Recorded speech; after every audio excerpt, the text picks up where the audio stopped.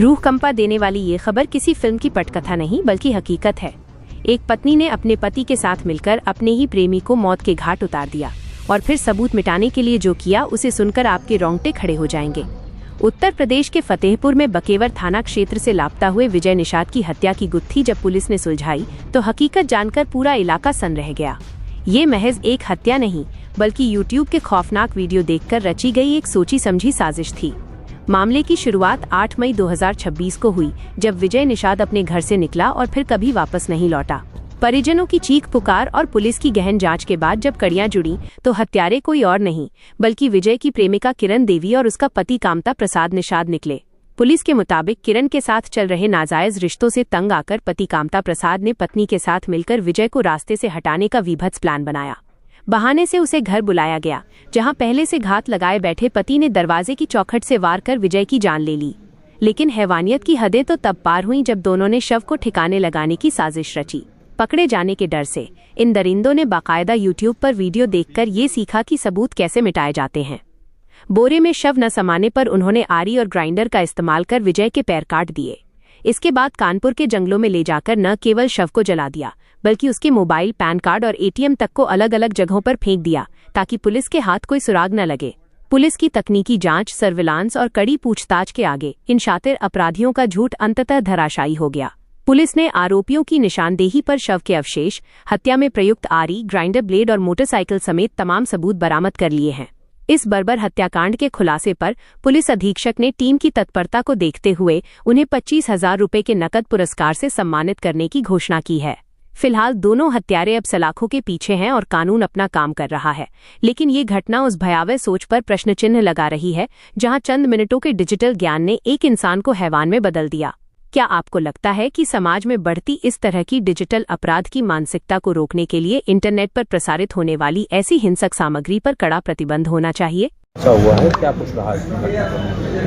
जी, 8 मई को थाना बकेवर में एक लड़का है विजय निषाद, ये वहाँ से अपने घर से निकलता है और कुछ दिनों तक जब वापस नहीं लौटता तो 11 तारीख को इसके परिजन आके थाने पे सूचना देते हैं और गुमशुदगी दर्ज करवाते हैं।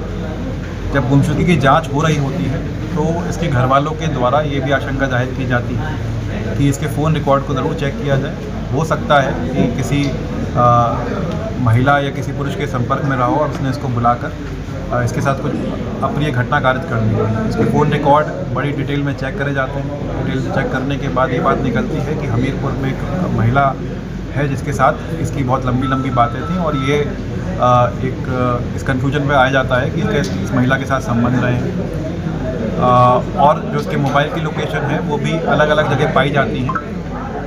मोबाइल की लोकेशन के आधार पे घाटमपुर, कानपुर में इसकी बाइक भी बरामद होती है। ये सब सारे फैक्ट जब इसके घर वालों को बताए जाते हैं तो इसके घर वालों के द्वारा ये थाने पर आके तहरीर दी जाती है जिसमें इनके द्वारा बताया जाता है कि एक महिला और इसका पति जो हमीरपुर के रहने वाले हैं, इनका नाम कामता और किरण देवी है, इन दोनों के ही बुलाने पर ये वहाँ पर हमीरपुर गया है और इसकी हत्या करके इसकी लाश को कहीं छिपा दिया गया है। मुकदमा पंजीकृत होते ही जैसे ही इसमें विवेचना होती है तो दोनों अभियुक्तों को बुला के कड़ाई से पूछताछ की जाती है।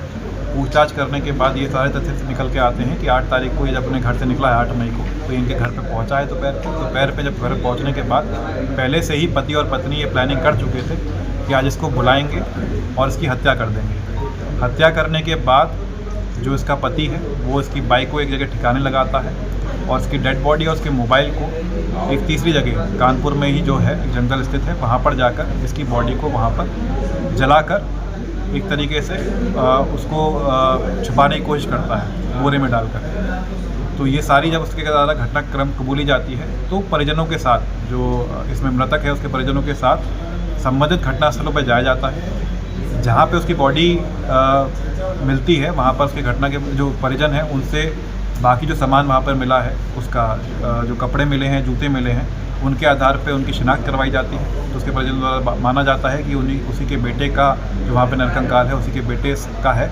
और उसमें जो डिटेल जो कंक्लूजन निकलेगा वो उसके डीएनए से प्राप्त हो जाएगा, जिसके लिए डीएनए के लिए उसकी टेस्टिंग के लिए भेज दिया जाएगा। तो इस तरह पूरे घटनाक्रम का अनावरण किया जाता है।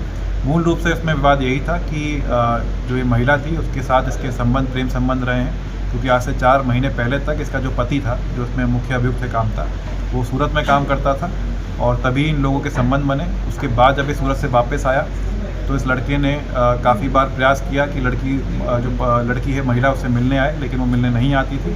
तो पति पत्नी ने मिलकर डिसाइड किया कि जब भी इसको बुलाया जाएगा और उसकी हत्या करके उसको वहाँ से एलिमिनेट कर दिया जाएगा। हत्या के लिए यूट्यूब वीडियो को देखने की बात सामने आ रही कुछ इसमें जब हमने इनसे डिटेल इंटरोगेशन करी थी तो डिटेल इंटरोगेशन में इनके मोबाइल चेक हुए थे। तो मोबाइल पहले तो इनके द्वारा एडमिट नहीं किया गया और कन्फेस नहीं किया गया कि इनके द्वारा क्या घटना करी गई, लेकिन इनके जब मोबाइल हिस्ट्री चेक करी गई तो उसमें दोनों ही पति पत्नी के मोबाइल में कि 302 जब लिखा जाता है तो क्या जेल में किस तरह की स्थिति होती है, अपराधियों के साथ कैसा बर्ताव किया जाता है पुलिस के द्वारा, या फांसी की सज़ा कैसे माफ़ कराई जाती है, या महिला अगर अभियुक्त होती है तो वो उसको फांसी दी जा सकती है नहीं दी जा सकती, इस तरह की यूट्यूब हिस्ट्री चेक करी थी। तो जिससे और हमारा जो विश्वास है वो इस बात पे बना कि इनके द्वारा ये घटना कारित की जा सकती है।